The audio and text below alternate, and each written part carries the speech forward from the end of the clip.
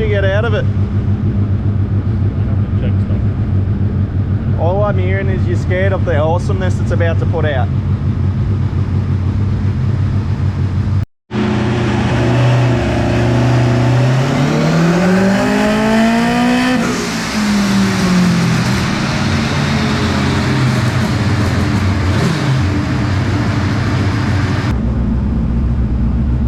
Just a touch lean.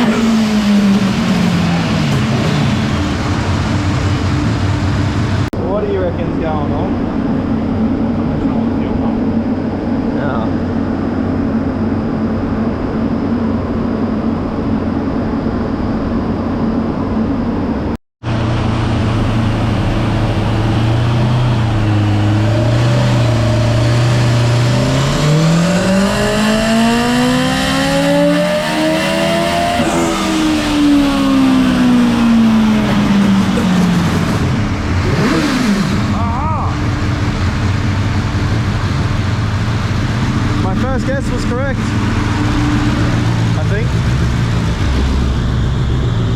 I guess 230 for my first run. I'm getting there. Yeah, my fuel go. Pardon? Someone stole my fuel. You live in a bad area. The Redlands is shit. Ask me how I know.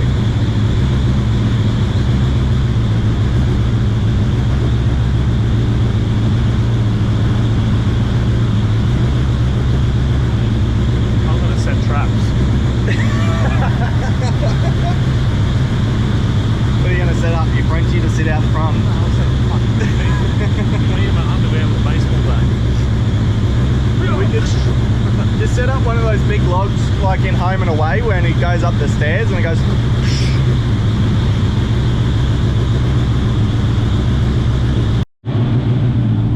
It sounds very weird to hear it at all of the RPMs.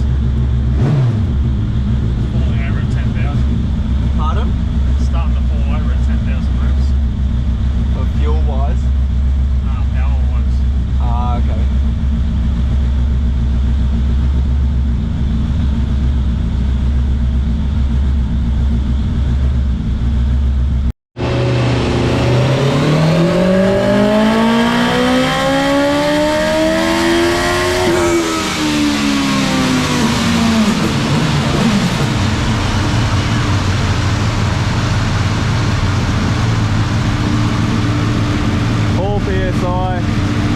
With a better fuel down the bottom.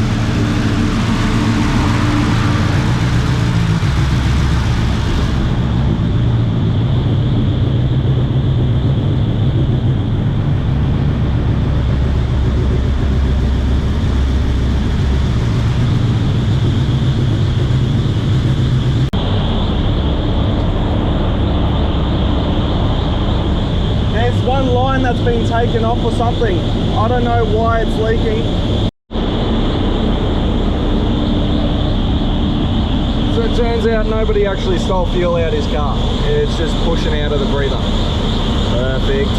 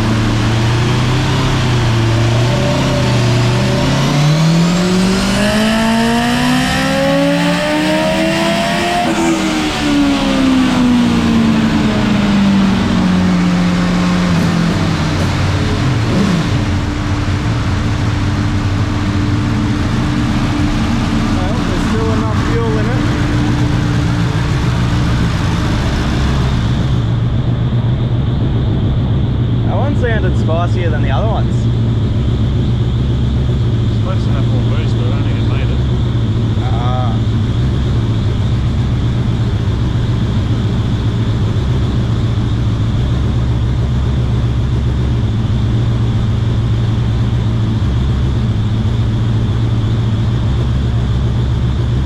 It needs to be more duty cycle. Pardon? I think their wastegate's in a really good spot.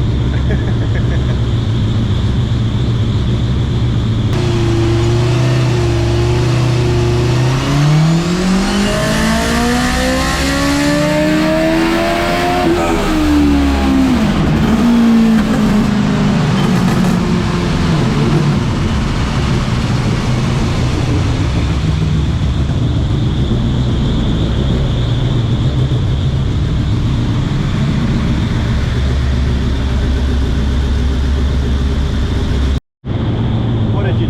Doesn't need 12,000 RPM. Don't be a girl. It's 10.5k RPM. You're disappointing everyone at the moment. Just keep on revving it just for fun.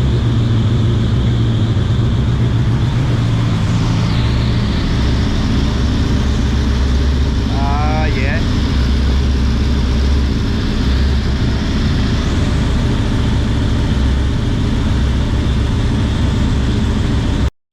So how much duty cycle did you have on the boost control solenoid?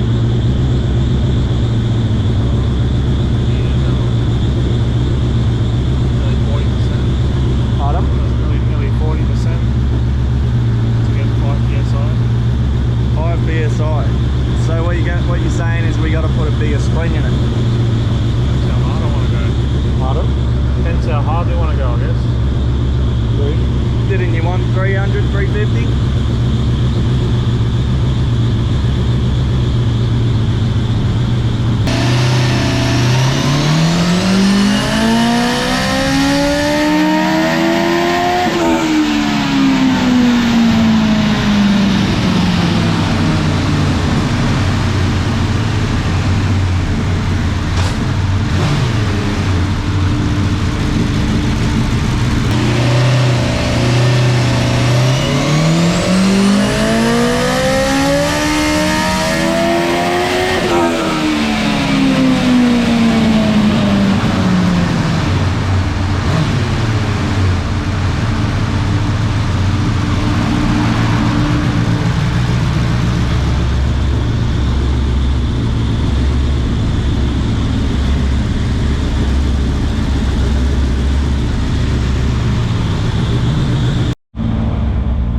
Make the car sounds, it sounds like a minion going banana.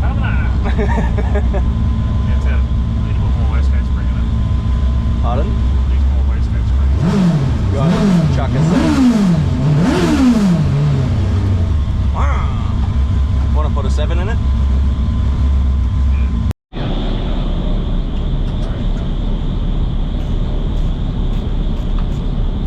Ow.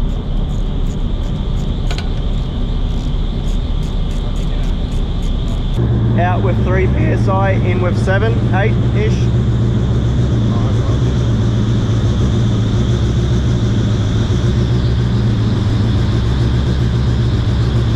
Oh, that could have got dangerous real quick. I turned down a bit, I just didn't realise it was 8. Pardon?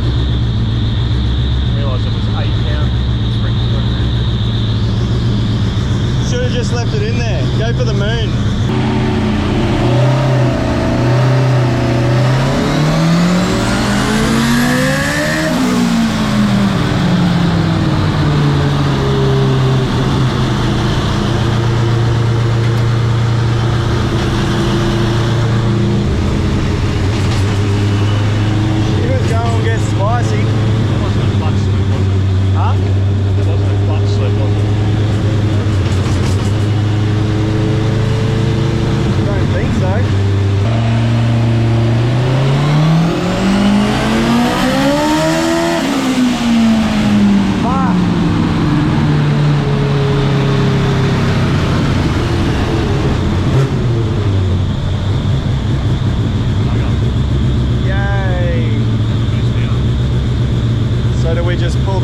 back out, put the 3 back in and keep travelling where it was, or?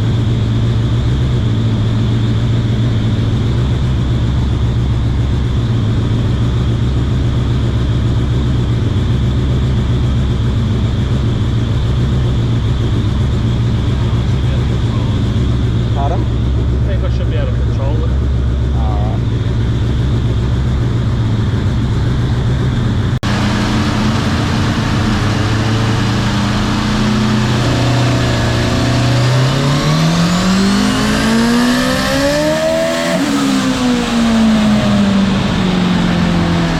Well, unfortunately, that's not a lot of boost, that's just clutch slipping.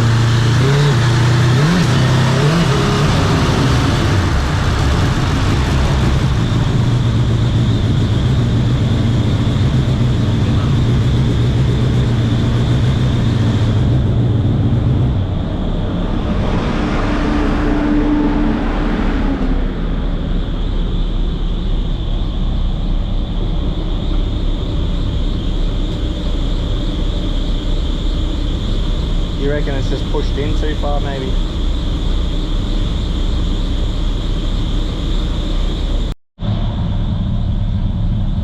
That as far out as it go? Yeah, that looks as far out as it'll go. Do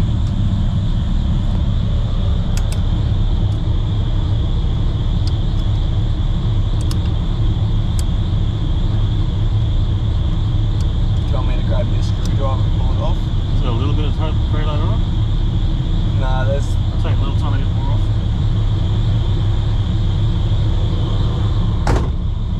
Well, that sucks. Why are you trying to fight so much?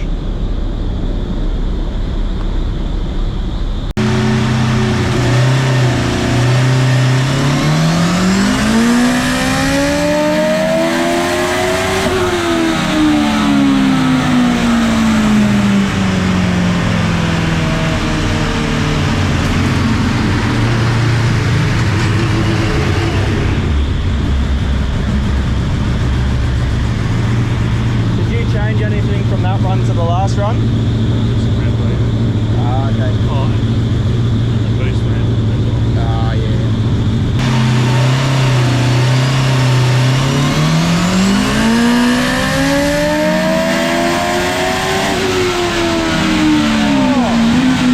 Oh, you're joking!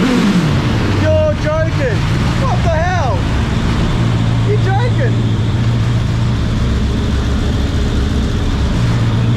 That's not 300.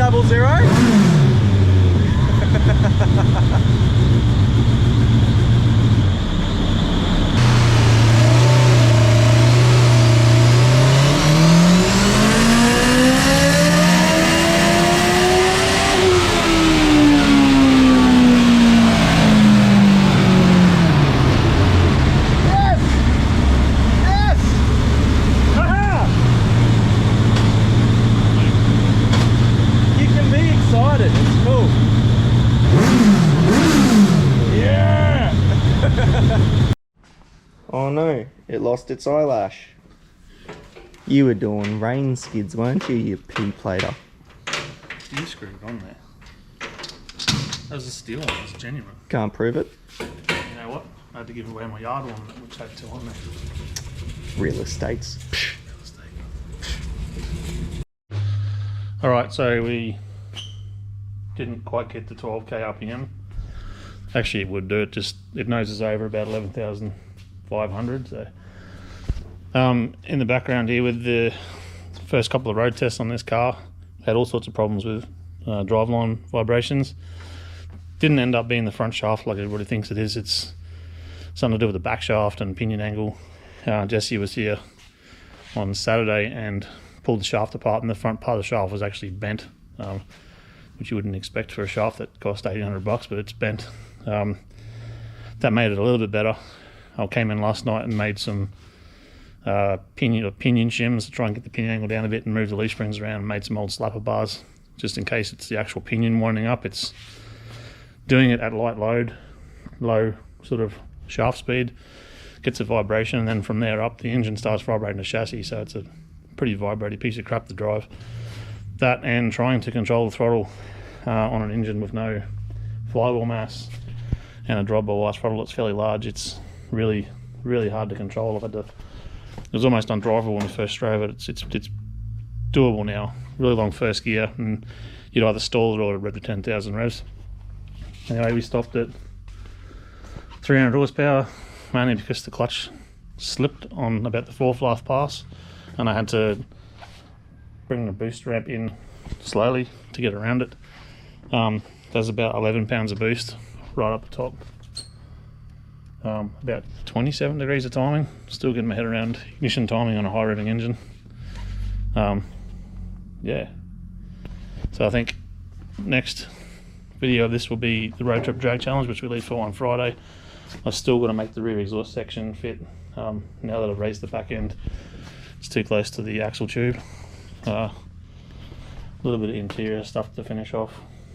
Could put that back on. It fell on my kid's head during a road test, and it looks like one of my headlight eyebrows fell off on the way home last night too, so I've got to find one of them. Anyway, we'll video road trip, and I'll see you after that.